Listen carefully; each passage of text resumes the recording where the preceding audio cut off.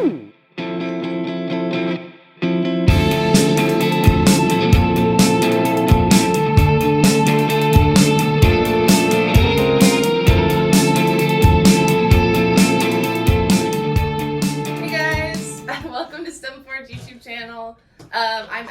the Director of Marketing. This is Grant, CEO, Nick, COO, and Cole, Director of Curriculum. I forgot for a second.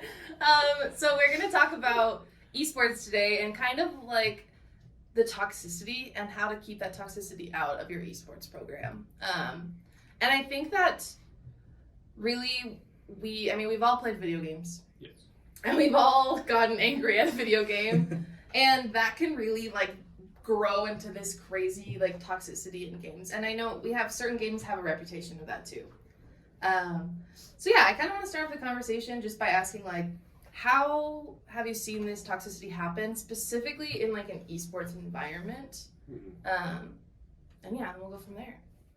I can start. Yeah, you should start. I'll build on it. So, two things when it comes to toxicity in gaming. First is the nature of competition kind of cultivates toxicity when it's left to its own devices. Yeah. Let's think about any preteen sports league, right? Let's say you put a bunch of those kids out on the field, you pull the coaches off, and you just let them go, right? Yeah. Every parent knows exactly what's going to happen. Those kids are going to start talking trash. They're going to start getting frustrated with each other. They're going to start calling names because kids at that age don't generally have the level of emotional intelligence or social awareness to handle that kind of a conflict. Yeah. There's no, well, I shouldn't say there's no, but it's rare to see a 10, 11, 12-year-old who can deal with getting beaten really bad. And reel it in when they're angry. And reel it in when they're angry and realize that, okay, I lost that time, but that was a learning experience and I can adapt from that. That's not something that they're going to make the connection on. That's something that as parents and as mentors, we have to guide them through. Because what's going to happen is they're going to feel that. They're going to feel angry and frustrated and they're going to let that out. And the other person then responds and it kind of is this rolling thing. Now, in video games, especially if you're just playing video games online, that's all completely untempered and you're getting more exposure to different people who have also probably experienced that toxicity, so it's an amplifier because it's basically an echo chamber of frustration. Yeah. Right? You've got somebody who is frustrated that they lost a game and then they go win the next game and they just trash talk. Even typing easy, right? Instead of easy. And then the next person is like, what? Yeah. How dare you? And part of that is this feeling of being disrespected. People and young kids especially, right, do not respond well to being disrespected because that's not something that we really address. We should address it, but a lot of the time when parents, and this is not a knock on parents because this is just the way things have been, they'll treat screen time kind of just like this game is okay. I'll look at the rating of the game. The game's rated T, right? For XYZ, that's fine. You can use your screen time there. Now, parents now are getting a little bit more aware that you need to monitor those interactions online that your kids are having with other people. Strangers all over the world. Strangers all over the world, right? Especially things like Roblox, where there's lobbies that you can have literally anybody in that game, or if they're playing online on Fortnite, there can be just about anybody, and it can be a really negative experience for kids. Now, on the other hand, if you have a parent or a mentor who's there to show you how to respond to those things, it's a completely different story. The kids learn that level of emotional intelligence to say oh wow, hey, yeah, you got beat there.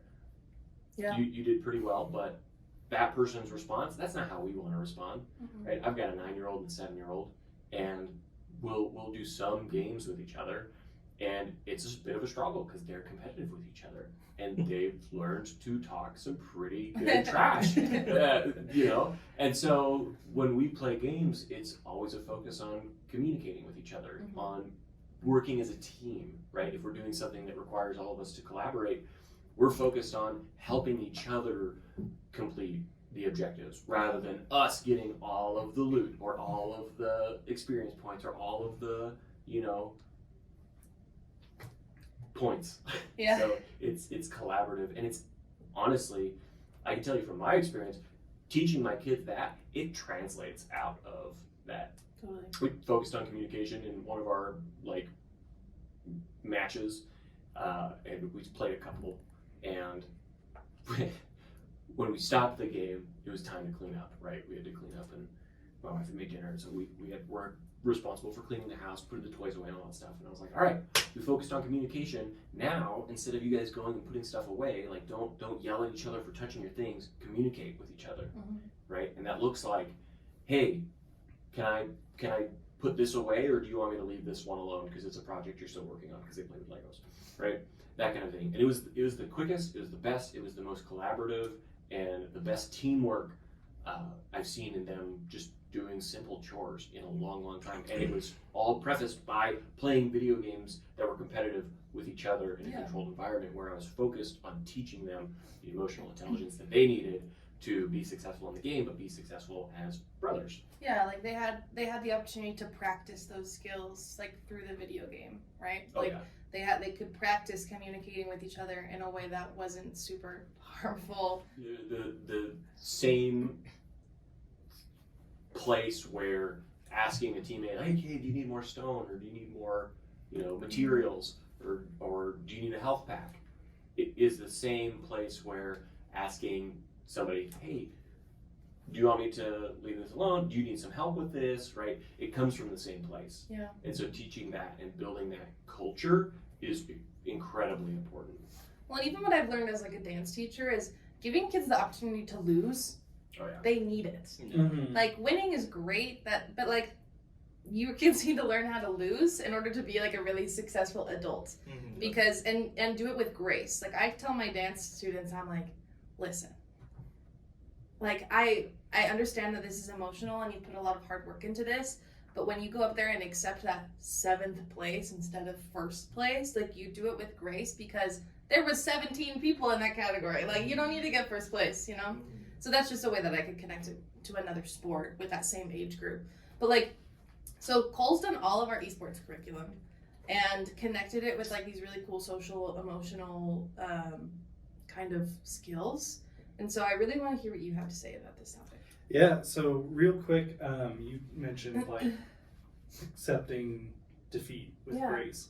That's one of the really big components that we're working with, is taking the idea of defeat, the idea of failure, and turning it around, making it a positive thing. If you win, awesome, you won. That's your primary goal. But if you lose, that's awesome too. Now you have an opportunity to learn, you have an opportunity to improve. We can take a look at that and we can say what worked, what didn't work, and how do we improve the outcome next time. And that's fantastic. If you do nothing but win, you're never going to improve. Yeah. And that's our primary goal, is improvement. We want the students to be, happy, working on that communication, working on that teamwork. We want them to win, but it's like 6th. Yeah, like, and you want them to have the like reflection. Yeah. That like inner, like, what did I do? What could I do better? Because if we just spend all the time, we're like, I'm perfect, I don't need to do anything different. And obviously that's not true. Mm-hmm. Yeah, so much of it is kind of managing that mindset and finding out like what I need to do to get better. I do want to add on to some of that, because I've seen it even within myself, going back from when I was playing video games in like middle school and high school, left to my own devices with my younger brother, and we would just be awful to each other, and it wasn't until I was an adult that like I really kind of put those pieces together of, those guys probably all weren't hacking. They probably weren't all hacking, or weren't all, using cheats or spent all their time on the game. I just wasn't doing very good at the game, right? And being able to see that as an adult, I was like, oh, I messed that up, and stuff like that. Being able to take that and translate that into a program for these kids, to like teach them that at a much younger age, like I wish I had some kind of insight into that when I was playing the games at that age as well. But. Yeah. No, it's interesting because most gamers of all ages have a spectrum of skill in their head, and anything less than them, you're trash. Right? Mm-hmm. Yeah. You I'll crush you. I'm so much better than you, and it's so far below, right? And then there's the gap of nobody's really close, and then there's just slightly higher, and everything above is those freaking losers go touch grass, like what you such a sweat, right? Yeah. Those things. So everything that's the general scale. And what we want to do is make sure that mentality, that mindset, doesn't exist anymore because it's unhealthy. Yeah. So it's egotistical. It's unrealistic to say, oh, you're either worse than me or you're a loser who's staying in your basement playing video games for 8 hours, and that's the only reason why you're better than me, or a hacker or anything like that. Mm-hmm. Because there's an element of self-awareness, right? And kind of what you described, where when you actually take a step back and you have a little bit of vulnerability and a lot of honesty with yourself, it's okay. I didn't do great that match. That's okay though, right? I played to win, but I didn't win, and that's not the end, right? You can always just start another game. Yeah. But the other part of that is that we want kids to go through that failure, and there's that saying that's really popular of failure is a stepping stone. Mm-hmm. I almost want to go a step further and say failure is an indicator light, Yeah. right? And it'll flash somewhere if you take the time to sit and look and analyze, and you have that self-awareness and that honesty, then you can see where that indicator light is. You can say, all right, playing Rocket League and they scored 3 times while I was goalie. Maybe I should go through some of the goalie practicing. Maybe I should practice my aerials or some game sense, awareness of what my team's doing, where the ball is going. Those things. And it could be applied to all areas. But the great thing is that skill of being able to sit and assess your performance and then draw a conclusion on how to improve. I don't know any parent or employer who doesn't value that skill very, very highly, right? That skill is incredibly important because it's kind of the same, that interview question. What are your weaknesses? Mm-hmm. If you have that vulnerability, that honesty with yourself, you can answer that question, right? Mm-hmm. If you don't, you make something up like, oh, I work too hard. I'm too perfect. My weakness is my humility. I intimidate everyone with my greatness. Sorry, my niece told me, she's 4. She said, I don't flex my muscles. I don't want to scare anybody. That's confident. Well, real quick, I want to jump back because you were talking about how anybody worse than me is terrible and anybody better than me is too sweaty and needs to go outside. And that's like a mindset that we see everywhere in video games at all levels of play. That's how it is. So in these programs that we're putting on, we're kind of trying to shift that view into, oh, you're better than me, you can teach me. I can learn from you. Yeah. And oh, you're worse than me, I can teach you. Yeah. Like we're a team, we are focusing on unity, everybody builds each other up. If you're, if you have the same team, you don't want to keep getting better and leave your teammates in the dust. Yeah. Right? If you get everybody better at the game all together, your total team strength increases dramatically. Well, and that's like shameless plug of our esports programs, but literally, like, I'm so impressed by really the results that we've had with these kids in these schools. Yep. And we've heard from schools that they've tried to start esports programs and they haven't worked out because the toxicity takes over.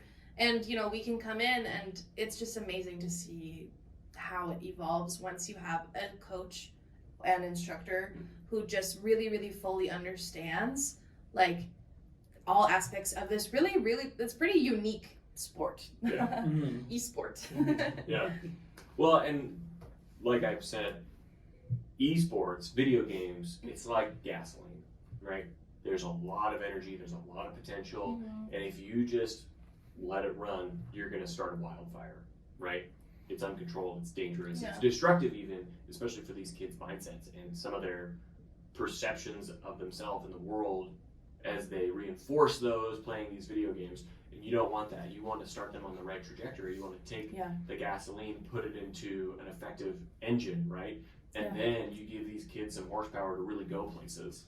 Well, and the benefits of esports in schools is crazy too. I mean, the esports, there's like 770 million people watch like esports stuff.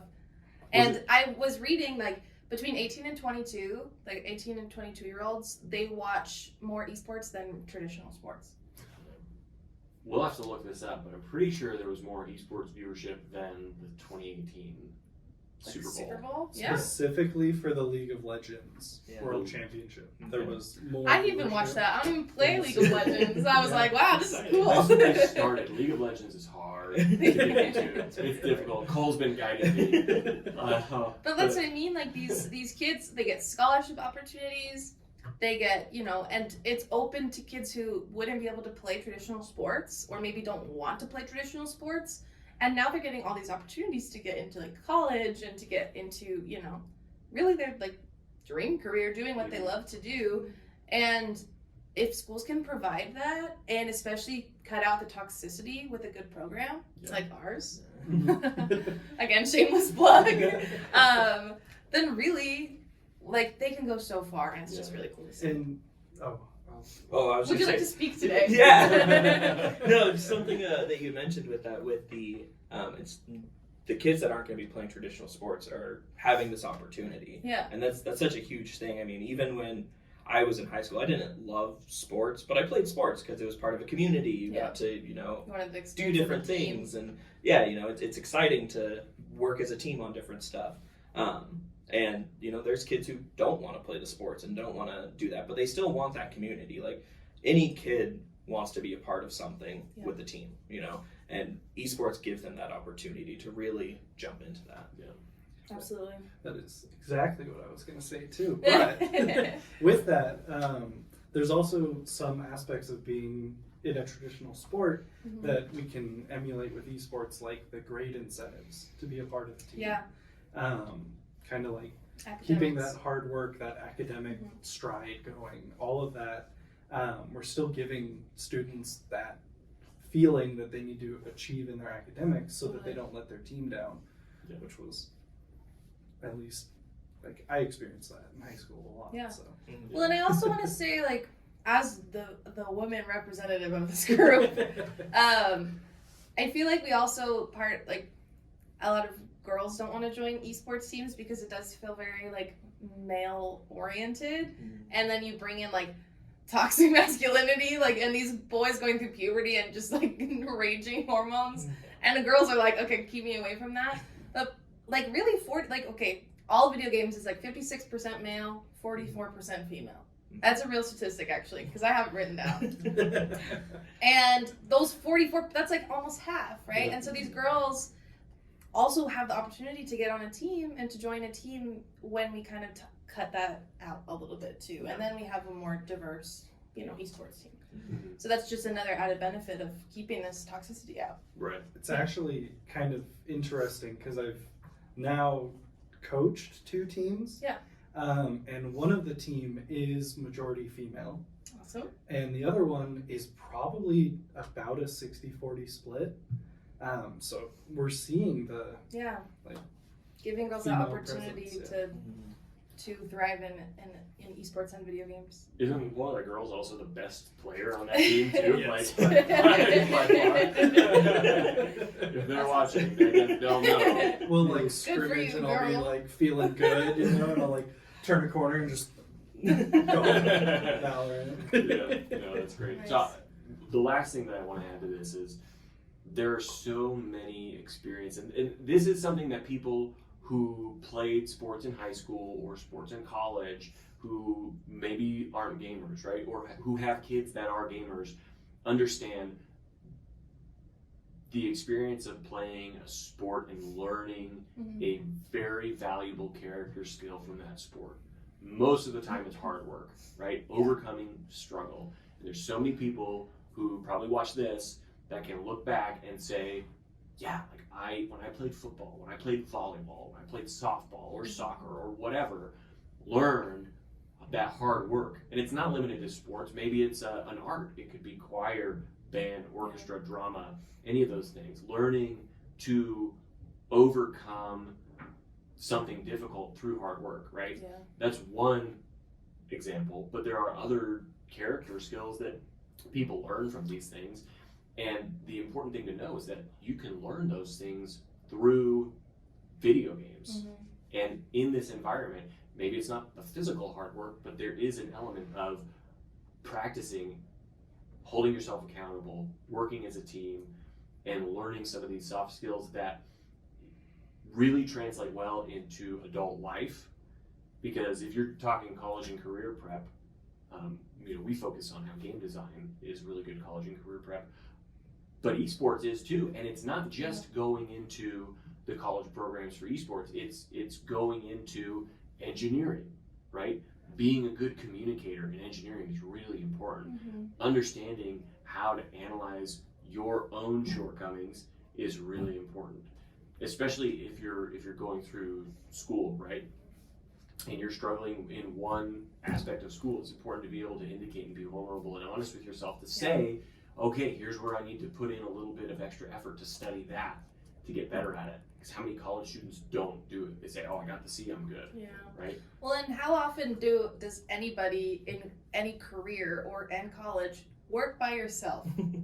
Never. Like, very rarely. So it's also that, like, working as a team, that everybody needs to learn how to do that. Because we've all been on teams that there's somebody who does not pull their weight, right? Right. I wouldn't say that this is one of those teams. I think we're all doing pretty good. But especially everybody just looks at one person.